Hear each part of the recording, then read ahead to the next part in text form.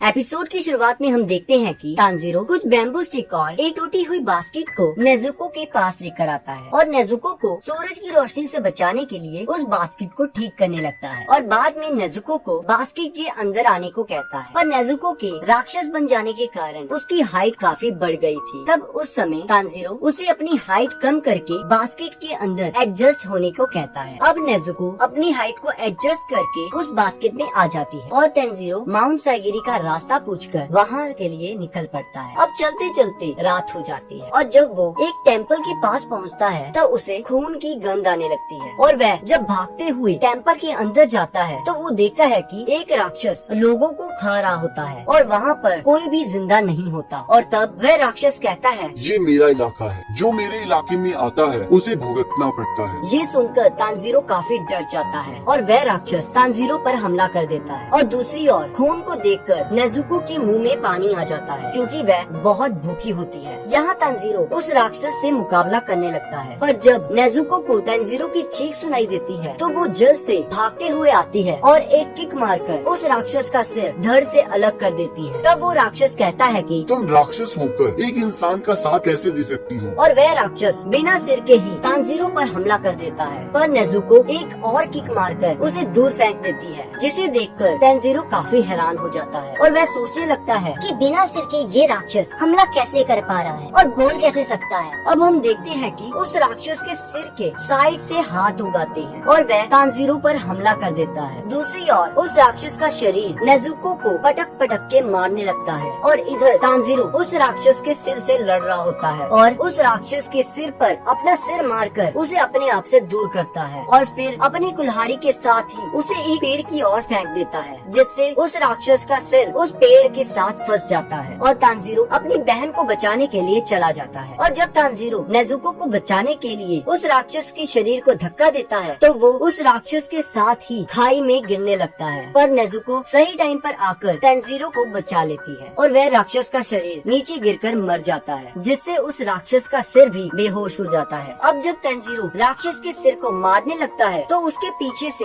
एक आदमी आता है और कहता है, ये इससे नहीं मरेगा। और उसके बाद तांजीरो के पूछने पर वो आदमी कहता है, तुम खुद सोचो इसे कैसे मारा जा सकता है। और तब तांजीरो एक पत्थर लेकर आता है। अभी वो उस राक्षस को मारने की हिम्मत बटोर ही रहा होता है कि तब वह आदमी सोचता है, ये लड़का कितना दयालु है, इसके सामने राक्षस है पर फिर भी ये कोई भी फैसला नहीं ले पा रहा। मुझे नहीं लगता ये इसे मार पाएगा। और तब हम देखते हैं कि सुबह हो जाती है और वह राक्षस सूरज की रोशनी की वजह से जल के मर जाता है। ये देखकर तांजीरो काफी शॉक हो जाता है कि कैसे राक्षस बस थोड़ी सी सनलाइट से जल के मर गया। उसके बाद वह अपनी बहन को ढूंढने लगता है और उसे टेम्पल के अंदर सेफ पाकर रिलैक्स हो जाता है। अब वो सोचने लगता है कि वो आदमी कहाँ गया। अब तांजीरो टेम्पल के बाहर आ जाता है जहाँ वो आदमी बैठकर प्रार्थना कर रहा होता है और वो आदमी बताता है कि उसका नाम सकांजी उरुकोदाकी है और पूछता है कि क्या तुम वही हो जिसे गियू टोमियाका ने भेजा है? तब तांजीरो बताता है, हाँ मैं वही हूँ। तब वो आदमी पूछता है कि क्या होगा अगर तुम्हारी बहन किसी इंसान को खा ले? यह सुनकर तांजीरो शॉक हो जाता है। तो वो आदमी तांजीरो के पास आकर उसके एक थप्पड़ मार देता है और कहता है, तुम डिसीजन लेने में बहुत स्लो हो, इसलिए तुम उस राक्षस को सुबह होने से पहले नहीं मार सकी। तुम्हें पता है तुम मेरे इतने सिंपल सवाल का जवाब क्यों नहीं दे पाई? तो मैं बताता हूँ, क्योंकि तुम्हारा संकल्प बहुत कमजोर है। तुम दो चीजें कर सकते हो अगर तुम्हारी बहन किसी इंसान को खा लेती है। पहला तो तुम उसे मार दो और खुद भी मर जाओ, और दूसरा कि तुम ऐसा कभी होने ही ना दो। क्या तुम्हें समझ आ गया? तो तांजीरो कहता है, हाँ। तो वो आदमी कहता है, चलो ठीक है, मैं तुम्हारा टेस्ट लूंगा कि तुम डेमन स्लेयर कॉर्प्स के मेंबर बनने के लिए सही हो या नहीं। चलो अपनी बहन को उठाओ और मेरे साथ चलो। अब दोनों भागते भागते उस आदमी के घर पहुंच जाते हैं और तब वह आदमी तांजीरो को कहता है कि तुम्हारे टेस्ट के लिए हमें पहाड़ पर जाना होगा और मैं वादा करता हूँ जब तक तुम वापस आओगी तब तक मैं तुम्हारी बहन का ध्यान रखूंगा। उसके बाद दोनों पहाड़ की ओर निकल जाते हैं जहाँ बहुत ज्यादा अंधेरा होता है और सांस लेने में भी मुश्किल हो रही होती है। तब वह आदमी तांजीरो को कहता है कि तुम्हें सुबह होने से पहले मेरे घर के पास पहुँचना होगा, वो भी अकेले। ये कहकर वह आदमी धुंध में कहीं गायब हो जाता है। पहले तो तांजीरो को लगता है कि मैं आसानी से उस आदमी की स्मेल से रास्ता पता कर लूंगा और वो पहाड़ से उतरना शुरू कर देता है, पर तभी वह एक ट्रैप में फंस जाता है। तब उसे समझ आता है कि असली टेस्ट ये है, उसे इन सभी ट्रैप्स को पार करके सुबह तक नीचे पहुंच जाना है। और वो बड़ी मुश्किल से सभी ट्रैप्स को पार करते हुए आखिरकार उस आदमी आदमी के घर पहुंच जाता है। इस बीच उसे बहुत चोटें आई होती हैं। ये देखकर वह आदमी कहता है आज से तुम मेरे शिष्य हो। तो इसी के साथ सेकंड एपिसोड खत्म हो जाता है। बाकी अगले एपिसोड को देखने के लिए आपकी स्क्रीन पर एक वीडियो आ रही है, आप उस पर क्लिक करके अगले एपिसोड को देख सकते